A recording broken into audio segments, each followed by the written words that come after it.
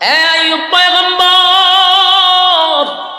বছরের পর বছর আপনি অসুস্থ, আপনার পেটের খিদা নিবারণ করার জন্য আপনার বিবি রহিমা দেশের বাদশার বউ হইয়া, বিশ্ব সুন্দরী হইয়া মানুষের বাড়িতে কাজ করে করে আপনাকে দুমুঠো খাবারের ব্যবস্থা করে দিছে। পাহাড় পর্বতের জঙ্গলে গিয়া লাকড়ি কেটে বাজারে বিক্রি করে আপনার খাবারের ব্যবস্থা করে দিছে গো নবী। আর আপনি তারে চুরের অপবাদ দিলেন, মাথায় যে চুল নাই। আপনার খাবারের আয়োজন করতে গিয়ে কেউ তারে চাকরি দেয় না, কেউ তারে কাজে রাখে না, তাই নিজের মাথার চুল বিক্রি করে আপনার পেটের খিদা নিবারণ করাইছে। আইয়ুব নবীর কাছে যখন ঘটনা বর্ণনা করলো, জিবরাইল বলে তাহলে লোকটাকে আমার কাছে আমার স্ত্রীর অভিযোগ করছে, ওইটা শয়তান। শয়তানে ধোঁকা দিছে আইয়ুব নবীর। আইয়ুব নবীর চোখ দিয়া পানি পড়ে আর বলে, হায় রে, আমার বিবি আমার জন্য কত কষ্ট করলো, আমি তো আল্লাহর কসম কইরা বলছি তারে বেতের আঘাত দিব। 100 বেতের আঘাত যদি আমি দেই আমার বিবি তো বাঁচবে না। এইভাবে চলতেছিল অনেক দিন, একদিন 2 দিন নয় রে, 18 বছর আইয়ুব নবীরে কিরা পোকায় কামড়াইছে। আইয়ুব নবী রাজত্ব পাইয়া রাজত্ব চালায়, কিন্তু একটা সেকেন্ডের জন্য আমার মালিক আইয়ুব নবী ভুলে নাই। একদিন আমার আল্লাহ ফেরেশতাদেরকে লইয়া বলতেছিল, ফেরেশতারা রে, দেখো না আমার আইয়ুবরে আমি কত বড় রাজত্ব দিছি, কিন্তু আইয়ুব একটা সেকেন্ডের জন্য আমি আল্লাহরে ভুলে না। আমার আইয়ুব আমারে ভুলে না। এই কথাটা শুনছে মিস্টার ইবলিসে শুনে ভালাইছে। আল্লাহ শোনার পরে আল্লাহরে কাউন্টার দিছে, আল্লাহ জানি সুখে থাকলে আপনারে ডাকবো, দুঃখে থাকলে আপনারে ডাকার সময় হইতো না। উনি তো রাজা বাদশাহ আরামে এসে থাকে, এই জন্য আপনারে খুব ডাকে, বেশি পাইছে তো শুকরিয়া আদায় করে। আল্লাহ বলেন, ইবলিস তোর ধারণা ভুল, আমার আইয়ুব রাজত্ব পাই আমারে ডাকে এমনটা নয়। আমার আইয়ুবের রাজত্ব ছিনায়া নিল, আমি আল্লাহরে ভুলবে না। শয়তান না হইতে হইলে আপনি আমার একটা দায়িত্ব দিলাই, আমি একটু পরীক্ষা করে দেখালাই।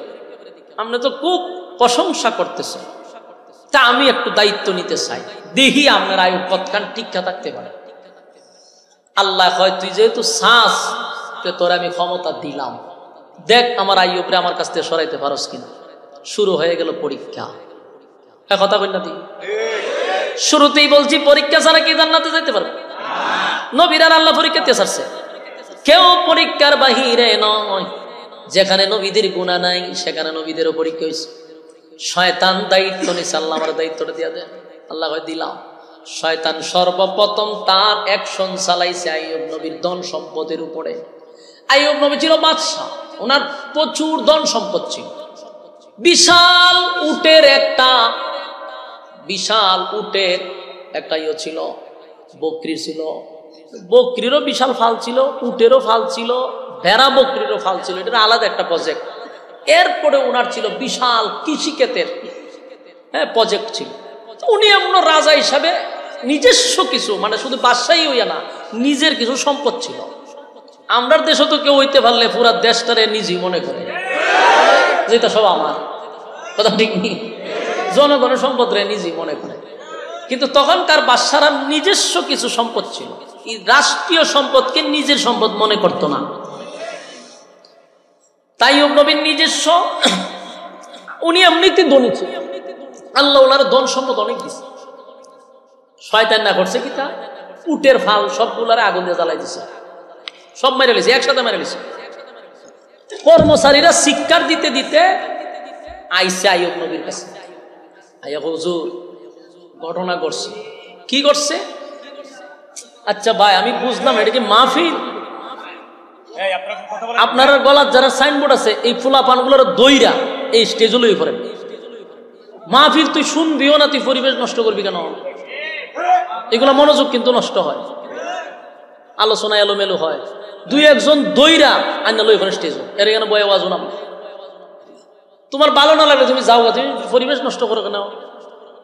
ফাইজলামি নি রাত বেচারা বলতো বিছনা চাইরে এখানে বই রইছে না ঘুমাইয়া কতক্ষণ পরে আমার মন জাগাই দিকে তো ওয়াজ হইব নি মনোযোগ দেন বলুন আইয়ুব নবীর নিজস্ব সম্পদ আলাদা ছিল রাষ্ট্রীয় সম্পদের নিজের সম্পদ মনে করছে রাষ্ট্রীয় সম্পদ তো উনি বিশাল ধনী উটের ফাল সব আগুন দিয়ে ফেলায় মেরে লিছে কর্মচারী সব বনস হয়ে গেছে বলে কি একসাথে সব বুড়া মরে আসা উট মরে আসা আইয়ুব নবী বলেন আল্লাহর মাল আল্লাহ নিছে আমার তো এখানে কোনো অসুবিধা নাই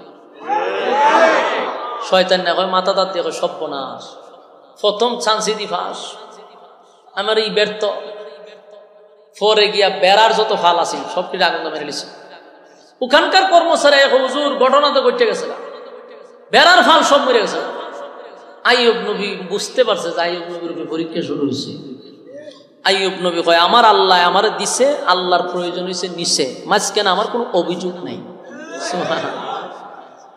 শয়তানের মেজাজ গেছে গরম হইয়া সর্বনাশ আমার যুদ্ধ করতে গিয়া তো দেখা যায় এখন আমি ফেল হব আমি তো চেষ্টা চালাইতেছি আইয়ুব নবী বিন্দু পরিমাণও কোনো দুঃখিত না এখন গেছে যত কৃষি আসিল মানুষ তো খাইতে গেলে কৃষি করতে কাজ সমস্ত কৃষি জমিন সব জ্বালাই দিছে গোটা দেশের মানুষ বাদশার কাছে আইসা সকালবেলা জড়ো হয়ে গেছে হুজুর আমাদের সমস্ত কৃষিক্ষেত এক নিমিষেই শেষ হয়ে গেল কি হইল আইয়ুব নবী সান্ত্বনা দিয়া বলে তোমরা শান্ত হও আল্লাহ দিছে আল্লাহ নিছে অভিযোগ নাই তবে 3 বছরের রিজার্ভ আছে আরো 3 বছর তোমরা খাইতে পারবা টেনশন করার কোনো দরকার নেই শয়তান এটাও শুনছে শুনে হয় সব বনাস রিজার্ভ আছে আচ্ছা রিজার্ভ দেখাইতেছে শয়তান গিয়ার রিজার্ভে যত আছেন সব ধ্বংস করে দিছে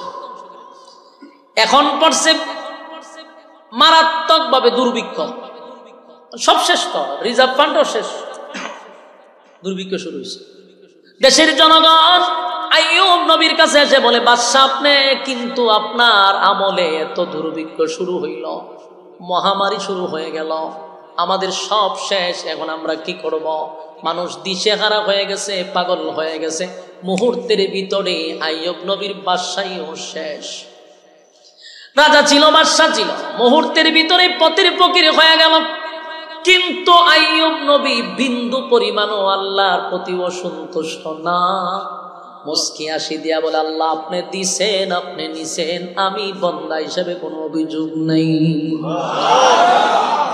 শয়তান এখানে ব্যর্থ হইল শয়তান আবার চিন্তা করছে ঘটনাটা কি এতক্ষণ মালের উপর দিয়া নিছি এখন জানের উপরে ধরব আইয়ুব নবীর 7টা ছেলে ছিল 7টা ছেলেরে শয়তানে ওয়াল ধাক্কা দিয়া মাইরা ফলাইছে কথা কি বুঝতেছেন আপনার একটা ছেলে যদি দুর্ঘটনায় মারা যায় বাবা হিসাবে আপনি আমার কতটুকু কষ্ট লাগে সেখানে 7টা ছেলে একই সাথে শয়তানে মাইরা ফলাইছে খবর আসছে হুজুর আপনার 7টা ছেলে জাগাতেই মারা গেল আইয়ুব নবী হয় আল্লাহর মাল আল্লাহ নিছে আমার কোনো অভিযোগ নাই রে আমার মালিকের প্রতি কোনো অভিযোগ নাই এগুলা তো আমার না আমার মালিক খুশি হইয়া দিছিল আবার মালিক খুশি হইয়া নিছে মাঝখানে কোনো অভিযোগ আমার নাই আমি আমার মালিকের প্রতি খুশি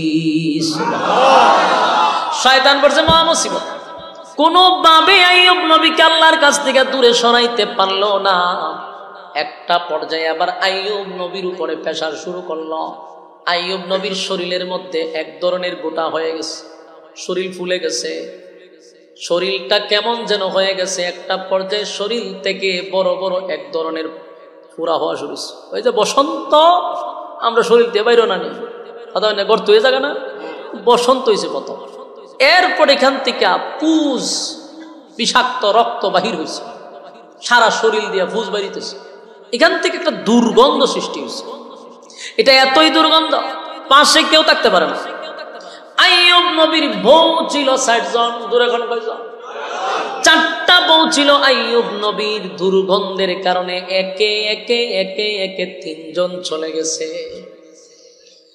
সুবিধাবাদী যারা এরা কি সময় মতো থাকে কথা হয় না দুঃখের সময় নাই সুখের সময় তারা আছে এরা হইল সুবিধাবাদী ঠিক আমার যুবক ভাইরা কিন্তু 3টা বউ চলে গেল, দুর্গন্ধের কারণে কাছে থাকতে পারে না, তাই একে একে 3 জন আইয়ুব নবীর ছেড়ে চলে গেছে। বাকি রইল কয়জন? নাম কি? এই সবাই জানে, ওয়াজ জানে। রহিমার ওয়াজ কত উনছে?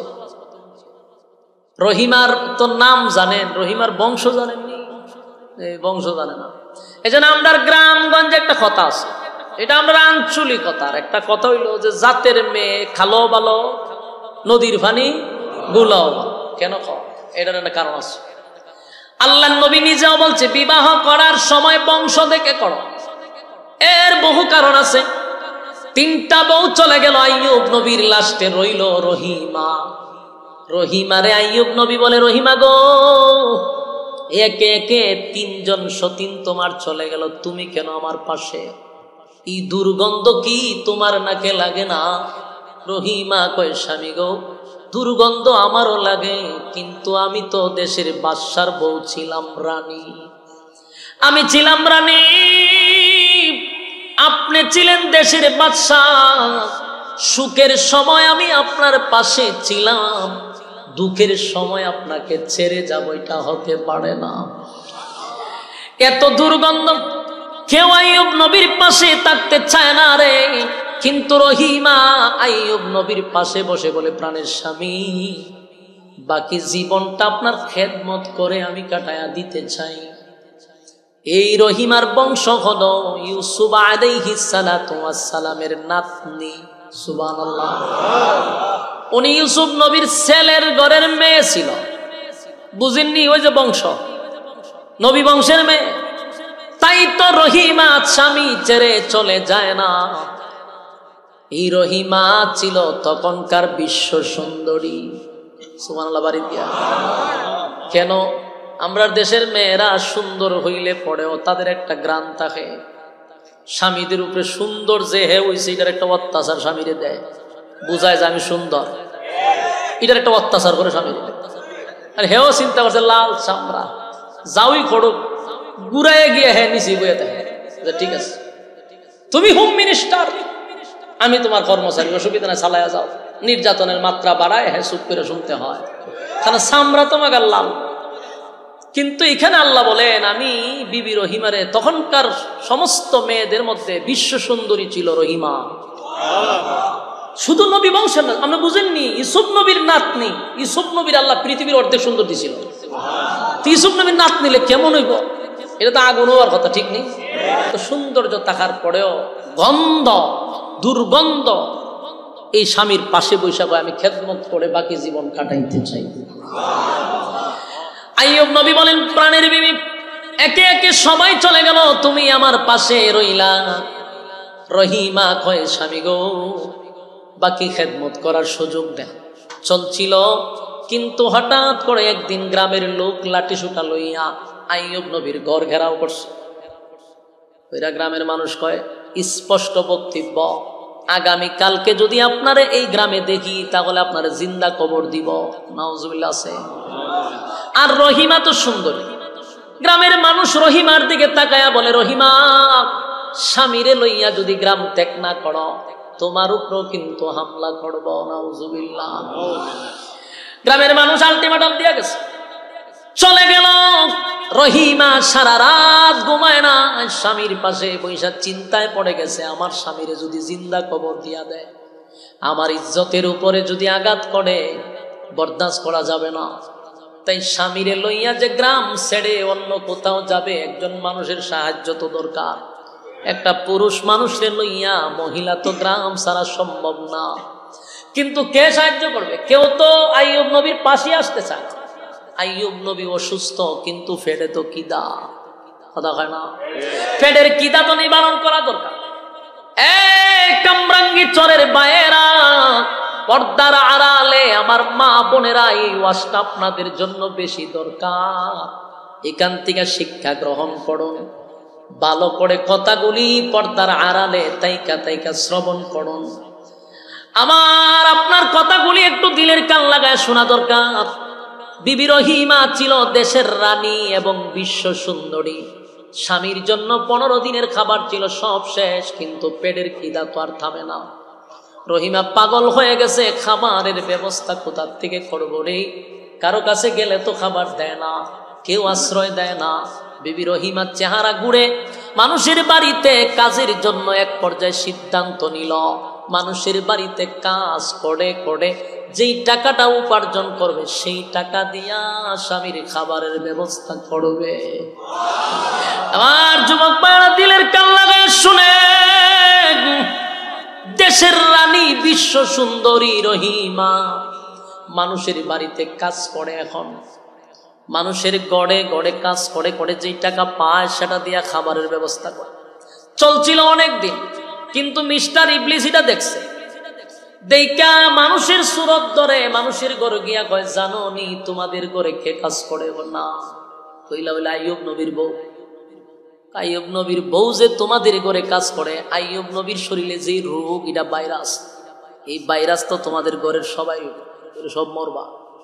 ওই সর্বনাশ, এটা তো আমরা জানি না, শয়তানে জানাই দিছে। পরের দিন গেছে কাজ করতে, মানুষের কাজ দেয় না। সর্বনাশ সর্বনাশ, আমরা তোমার চিনছি না, তুমি তো আমরা সব কিছু অসুস্থ বানায় স্যার ভাই, তুমি আমরা করে কাজ করতে আর আইও না, যাও বিদায় করে দিছে। এখন করতো কি?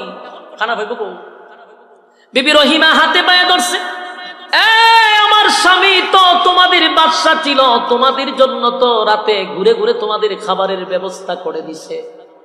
আজকে আমার স্বামী অসুস্থ, আমি দেশের রানী ছিলাম, তোমাদের ঘরে কাজ করে দুমুঠো খাবারের ব্যবস্থা করছি। আজকে আমারে বিদায় করে দিলে বলো না আমার স্বামীর খাবারের ব্যবস্থা কোথা থেকে করব? এবার কেউ কাজ দেয় না। বিবি রহিমা স্বামীর খেদমত করার জন্য পাশে বসে বসে চোখের পানি ছাড়ে, আর দেহের স্বামী কিধায় অস্থির হয়ে গেছে। একটা পর্যায়ে রহিমা কুড়াল হাতে লইয়া জঙ্গলে গিয়া লাকড়ি কাটা শুরু করলো, কাটুরিয়ার কাজ করতেছে। সেখানে লাকড়ি কেটে বাজারে বিক্রি করে রে, ওই টাকা দিয়া আইয়ুব নবীর জন্য দুমুঠো খাবারের ব্যবস্থা করে। চলছিল অনেক দিন, বছর চলে গেল। মিস্টার ইবলিস এটা দেখার পরে এটাও বরদাস্ত করতে পারলো না, বাজারে গিয়া মানুষের সুরত ধরে কয়ে, জানোনি কে তোমাদের কাছে লাকড়ি বিক্রি করে? উনি হলেন আইয়ুব নবীর বউ রহিমা। সে যে লাকড়ি তোমাদের কাছে বিক্রি করে, সারাদিন তাকে আইয়ুব নবীর কাছে, তার শরীরের রোগ ভাইরাস এই মহিলার শরীরে আছে, তোমাদের শরীরে ওটা পড়বে, তোমরা সব ধ্বংস হইবে। মানুষ কয় সর্বনাশ, তাহলে তো এখান থেকে বাঁচা দরকার। পরের দিন থেকে আর রহিমার কাছ থেকে কেউ লাকড়িও নেয় না। অবস্থা এমন ভয়ানক হয়েছে, পেটের খিদা, খাবারের ব্যবস্থা করার কোনো সুযোগ নাই রে, কোনো সুযোগ নাই, কোনো সুযোগ নাই। রহিমা পাগল হয়ে গেছে, স্বামীর খিদা বরদাস্ত করতে পারে না, স্বামীর খিদা বরদাস্ত করতে পারলো না। কোথায় কেউ কাজ দেয় না, কোনো ব্যবসাও করতে পারলো না। এক পর্যায়ে তখনকার যুগে চুল বিক্রি হইতো, চুল, মাথার চুল, এগুলা জায়েজ ছিল, এখন জায়েজ না। রহিমা বাধ্য হইয়া স্বামীর খিদা বরদাস্ত করতে না পেরে নিজের মাথার এক সাইডের চুল কেটে বিক্রি করে দিছে স্বামীর খাবারের জন্য। দুমুঠো খাবারের জন্য নিজের চুল বিক্রি করে মানুষ তোমার নিজের স্বামীরে খাবার খাওয়াইছে। এইভাবে গেল কয়েকদিন। শয়তান একদিন মানুষের সুরত ধরে আইয়ুব নবীর পাশে গিয়া বসছে। পয়সা হয়, আপনি নবী না? বলে হ। কি এর নবী আপনি? আপনার বৌদি চুরি করে আপনারা খাওয়ায়। চিন্তা করছেন শয়তান না? শয়তান না হয় আপনার নবী? বলে হ নবী তো। তা আপনার বৌদি চুরি করে আপনারা খাওয়ায়, তা আমি এটা খাইন কেমনে? ইতি বুঝি নবী? আইয়ুব নবী কই না রে, এদিকে তা আমার বউ চুরি করতে করে, হ চুরি করে খাওয়াইছে। আপনার বউ মানুষের বাদ চুরি করে, এই চুরি কইরা না আপনারা খাওয়ায়, আর আপনি খাইতেছেন নবী বলে আপনি। শয়তান নারী কথা না, আইয়ুব নবী কই না রে, আমার বিশ্বাস হয় না। আমার বউ চুরি করবে এটা আমি মরে গেলে বিশ্বাস করবো না। আপনি এটা কি বলেন? বিশ্বাস যদি না করেন তাহলে আপনার বউরে কইবেন মাথার উড়ানোর জন্য সরায়, সরাইলে বুঝতে পারবেন চুরি যে করছি, মানুষের চুল খাইটা দিছে। চিন্তা করেন শয়তান না কত বড় খারাপ। আইয়ুব নবী বৈশা রয়েছে, রহিমা সন্ধ্যাবেলা আইছে খাবার লইয়া। আইয়ুব নবী হয়, রহিমা আজকের থেকে তুমি আমাকে আর খাবার দিবা না। ও কেন? তোমার মাথার কাপড় সরাও। মাথার কাপড় সরাইছে যখন দেখে মাথার এক সাইডে চুল নাই। আইয়ুব নবী তারও বিশ্বাস হয়েছে যে ঘটনা তো সত্য। আইয়ুব নবী কয় আমি একজন পয়গম্বর, আর তুমি আমারে মানুষের করতে চুরি করে না আমারে খাবার দেও, তোমার চুরির দ্বারা খায় তোমার মাথার চুল কাটছে। চিন্তা করেন আমরা দেশের মহিলা হইলে কিতা করলো হইলে বুঝছেন কথা কই না দিন চুরির অপরাধ যদি দিত আর হইলে বলে তোমার খাওয়ানোর লেগে বুঝি আমি অত কিছু করলাম আর তুমি বুঝি আমার চুরির অপরাধ দিছ, ফারাদা মেরে লিলি ফারা দিয়া বলে যে বাকি জানখান আমি বাইকিরা নাই মেরে লিলে ফারা দিলে। কিন্তু রহিমা চোখের পানি ছাইরা হইতেছে যে না আমি আপনাকে চুরি করে খাওয়াই না। কিন্তু আইয়ুব নবী কয় সব বনাশ প্রমাণ মিলে গেছে। রহিমার চোখের পানি পড়ে। আইয়ুব নবী রাগান্বিত হইয়া বলে আমি যদি সুস্থ হই তাহলে তোমার 100 বেতের আঘাত আমি দিব। আল্লাহর নামে কসম করে নিছে। আচ্ছা পঞ্চান 100 বেতের আঘাত দিলে আর বাঁচবনি কথা কই না দি। আমরা দেশে মহিলা কিতা কইল যে রে 100 বেতের আঘাত যদি তুই সুস্থই আমার দেশ তা আমি তো এমনি মরে যাবো গা, তার তোরে বাঁচাই রেখে কি তাম মেরে লিল নিলে মেরে লিলে। আইয়ুব নবী বলেন আমি সুস্থ হইলে 100 বেতের আঘাত দিব কেন, তুমি আমার চুরির মাল খাওয়াইছো, আমি একজন পয়গম্বর। রহিমা চোখের পানি ছেড়ে দিয়া বলে প্রাণের স্বামী গো সুস্থ যেন আপনাকে আল্লাহ করে দেয়, সুস্থ হওয়ার পরে 100 বেতের আঘাতে যদি মারা যায় আমার স্বামীর হাতে মারা গেলাম আমার মনে কোনো দুঃখ নাই। রহিমা চোখের পানি ছেড়ে দিয়ে স্বামীর কাছ থেকে সরে গেল। আইয়ুব নবী ওয়াদা দিল তুমি আমার কাছে আসবা না, দ্বারে আসবা না, তোমার কোনো খাবার আমি খাবো না। দৌড়াইয়া বিদায় করে দিল। রহিমা দূরে গিয়া চোখের পানি ছেড়ে কাঁদতেছিল। আল্লাহ রাব্বুল আলামিন বলেন জিবরাইল রে আমার রহিমা রে আমার বন্ধু বিদায় করে দিছে। জিবরাইল আইয়ুব নবীর পাশে এসে বৈশা কয় এটা আমরা কি করছে তো কি করলাম, আপনার রহিমা কোনোদিন চুরি করে নাই। আইয়ুব পয়গম্বর বছরের পর বছর আপনি অসুস্থ, আপনার পেটের খিদা নিবারণ করার জন্য আপনার বিবি রহিমা দেশের বাদশার বউ হইয়া বিশ্ব সুন্দরী হইয়া মানুষের বাড়িতে কাজ করে করে আপনাকে দুমুঠো খাবারের ব্যবস্থা করে দিছে। পাহাড় পর্বতের জঙ্গলে গিয়া লাকড়ি কেটে বাজারে বিক্রি করে আপনার খাবারের ব্যবস্থা করে দিছে গো নবী। আর আপনি তারে চুরের অপবাদ দিলেন, মাথায় যে চুল নাই, আপনার খাবারের আয়োজন করতে গিয়ে কেউ তারে চাকরি দেয় না, কেউ তারে কাজে রাখে না, তাই নিজের মাথার চুল বিক্রি করে আপনার পেটের খিদা নিবারণ করাইছে। আইয়ুব নবীর কাছে যখন ঘটনা বর্ণনা করলো জিবরাইল বলে তাহলে লোকটাকে আমার কাছে আমার স্ত্রীর অভিযোগ করছে ওইটা শয়তান, শয়তানে ধোঁকা দিছে আইয়ুব নবীর। আইয়ুব নবীর চোখ দিয়া পানি পড়ে আর বলে হায় রে আমার বিবি আমার জন্য কত কষ্ট করলো, আমি তো আল্লাহর কসম কইরা বলছি তারে বেতের আঘাত দিব। 100 বেতের আঘাত যদি আমি দেই আমার বিবি তো বাঁচবে না।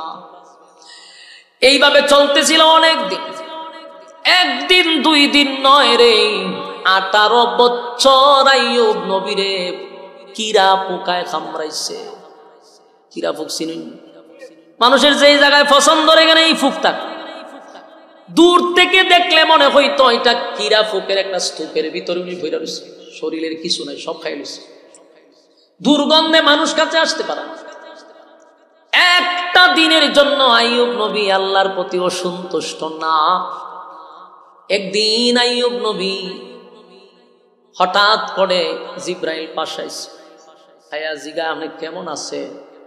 আচ্ছা কোন চেনিরও অসুস্থ আমরা হইলে কেউ যদি কেমন আছে মেজাজটা কেমন গরম দেখোস না আমার সারা শরীর খিতা, আবার জিগাস লাঠি দেখলে লাঠিতে পারি মান হইলে আমার শরীরের অবস্থা এরকম দেখে আমার মস্করা করে, আমি বলে কেমন আছি।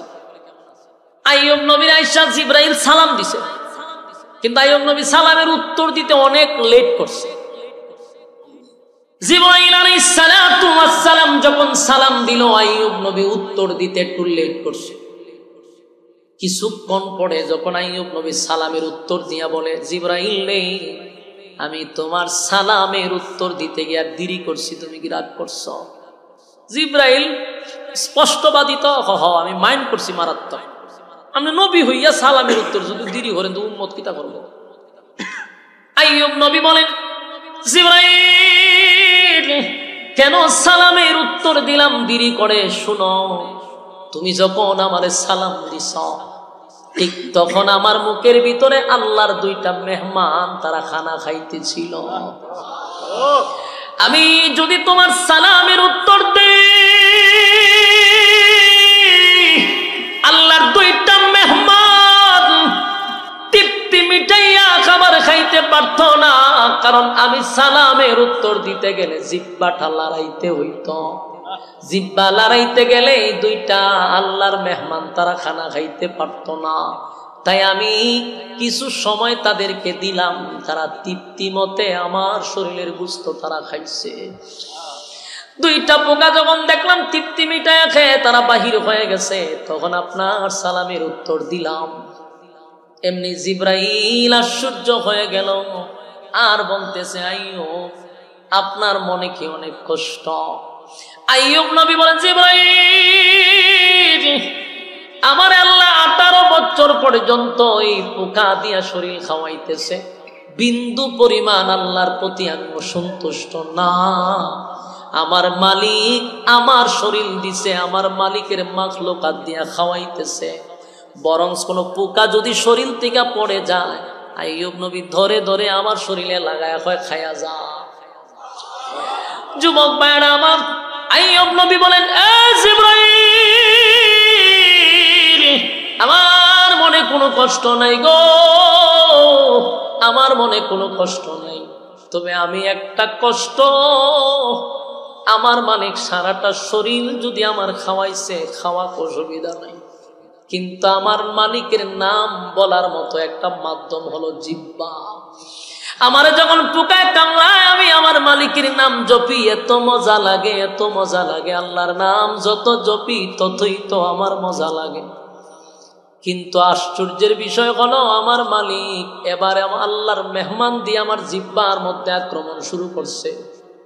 জিবরাইল রে আমার আল্লাহরে বইল, আমার জিহ্বাটার যেন হেফাজত করে, সারা শরীর সব খেয়ে নেও, কোনো অসুবিধা নাই, কিন্তু আমার জিহ্বাটা যেন আমার মালিক হেফাজত করে, আমি যেন আমার মালিকের নাম নিতে পারি।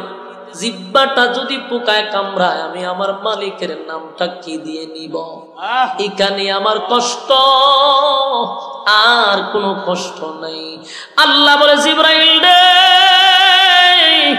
একদিন দুই দিন নয়, 18 বছর কিরায় কামড়াইলো আইয়ুব নবীরে, শরীরে কোনো গোশত নাই, সব জায়গায় ভিতরে ভিতরে পোকা, এত পোকা, এত দুর্গন্ধ। আল্লাহ বলেন আমার আইয়ুব একটা দিনের জন্য আমি আল্লাহরে ভুলল না। আমার আল্লাহ বলেন আইয়ুব নবীরে বাদশাহী দিলাম, আবার আমি দেশের ফকির বানাইলাম, আমার আইয়ুবরে অসুস্থতা দিলাম, একদিন দুই দিন নয় রে, 18 বছর আইয়ুবের শরীরে আর কিচ্ছু রইল না। কিন্তু আমার আইয়ুব একটা দিনের জন্য আমি আল্লাহরে ভুলে না। আমার আইয়ুবরে জানায় দাও, আমার আইয়ুব পরীক্ষায় ফার্স্ট ডিভিশনে পাস করছে, আমার আইয়ুব পরীক্ষায় পাস করছে, আর আইয়ুবরে কষ্ট দিব না, আইয়ুবরে কষ্ট দিব না। জিবরাইল জানায় দাও আমার বন্ধু যেন তার পা দিয়া, তার পায়ের গোড়ালি দিয়া মাটিতে আঘাত করে। জিবরাইল বলেন আইয়ুব পয়গম্বর আপনার পায়ের গোড়ালি দিয়া আপনি মাটির মধ্যে আঘাত করেন, আল্লাহ আপনার শিফা দান করবে। এমনি তাকায় দেখে আইয়ুব নবীর চোখ দিয়া পানি পড়ে, আইয়ুব নবী কাঁদতেছিল। জিবরাইল বলেন আইয়ুব এখন তো মালিক বলছে তোমারে সুস্থ করে দিবে, এটা আল্লাহর সিস্টেম, তুমি আঘাত করতে হবে, আল্লাহর সিস্টেম এটা, তুমি মাটিতে আঘাত করো। আইয়ুব নবীর কান্না দেখে জিবরাইল বলে আইয়ুব রে এটা তো বড় বেশি কষ্টের কোনো কথা না। আইয়ুব নবী বলে আমি কেন কান্দি জানেন? 18 বছর আমারে পোকায় কামড়াইলো, কোনোদিন আমার চোখ দিয়া পানি আসে নাই, কোনোদিন আমি কান্দি নাই, কিন্তু আজকে আমি চোখের পানি আটকায় রাখতে পারলাম না। আমার মালিক আমারে অর্ডার করছে আমি যেন পা দিয়া মাটিতে আঘাত করি। হায় রে জিবরাইল, তাকায়া দেখ আমার পা নাই। আমার যুবক ভাইরা দিলের কান লাগায়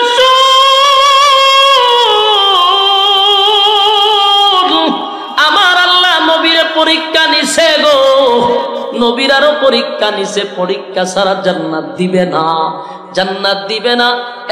যুবক ভাইরা কত গুনাহ আমরা করি রে, গুনাহের পিএইচডি করে বসে আছি, একবারও আল্লাহর প্রতি ভয় নাই, পরকালের ভয় নাই, জান্নাতের কোনো আশা নাই।